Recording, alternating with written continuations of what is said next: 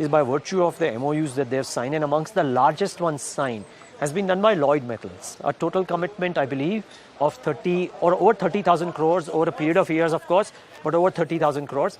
And the man who's done this with the state of Maharashtra is Mr. Rajesh Gupta, MD of Lloyds Metal, joins us right now on the sidelines of the WEF. Mr. Gupta, thanks so much for taking the time out. And it's a large commitment, large investment. Yes. What made you do this? What are the factors surrounding this? So the basic advice of the government of India is to reach 300 million tons, and led by the leadership of Mr. Modi.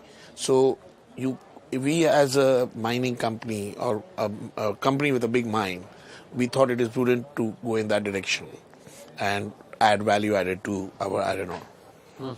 So that was the basic reason of doing this. So in some sense, a bit of a forward integration that you've done as well. So tell us a bit about this commitment and what stages does it come in and what kind of capacities does it bring on stream? So this is around, this is in two locations, Chandrapur and Gadchiroli. Chandrapur is our original plant.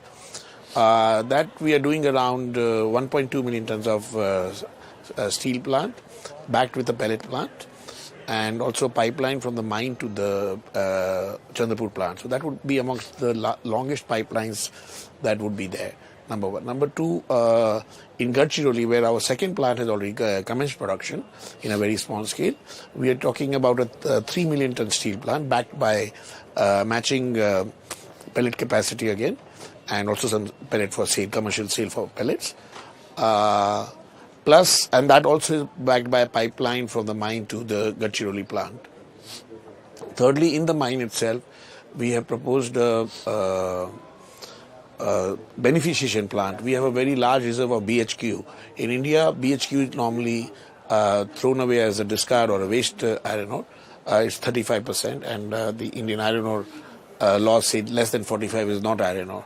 We are proposed to beneficiate it to 65%. This is a technology well adapted in China particularly, and we will be adopting this technology to upgrade our iron ore and making it one of the greenest steel plants because of this reason. Okay, so does the entire mining capacity that you have, obviously not, but what percentage of the mining capacity therefore do you envisage gets used for the forward integration purposes? What kind of is still remain merchant or will remain merchant, so to say? Over a period, we would achieve, I would say, around 70-75% of our product would be either sold as steel or pellets, and 25% of the iron ore, of the expanded capacity of iron ore, would be sold as iron ore. Okay, so or even lesser actually. Yeah. So as the entrepreneur, as somebody who's leading this company, वो कहते हैं ना शक्ल बदल जाती है. So do you believe this is that game changing piece for you? Yeah. Yes, and yes or no, and how?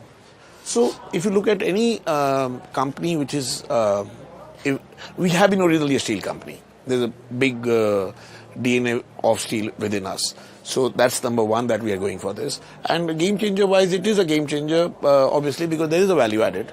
And also we are doing all this, we are trying to do all this without any debt. Yeah, so that leaves outside any bad times or cyclical times out of the equation. So that's because of these two factors, we think it's a big changer, a big game changer for the company. Doesn't impact the ROEs in some fashion to do it largely equity funded with minimal debt, or do you believe that's the way you want to go about it? Yeah, that's the way we want to go about it. Okay. Yeah. The other question is, so the funding you saying therefore will be largely by internal accruals, so to say? Yeah. Okay. Let me correct. It's with zero debt. Right. Largely by internal accruals. Yeah. Largely by internal accruals, otherwise some equity could be raised at some point of time. Yeah. Do you envisage that happening in 2024 or nothing? There's nothing being planned, nothing being thought about at the moment. Nothing needed near term either? Nothing needed near term, no. So sometime post 2025 or thereabouts? Let's not get into conjecture. But not in 2024. Let's not get into conjecture. Let's not get into yeah. Well, all these projects have been approved by our board, and all have been well engineered, and a lot of engineering activities are going on in all this. Okay. Yeah. Okay, so no conjectures, but one would love to understand. So I have last two questions. The last one is on Davos, of course, and the WEF. But before that, how do you see the growth trajectory of Lloyds with the way it is right now and with the new capacities coming on stream at some point of time in the next 3-4 years? Both the stages are linked.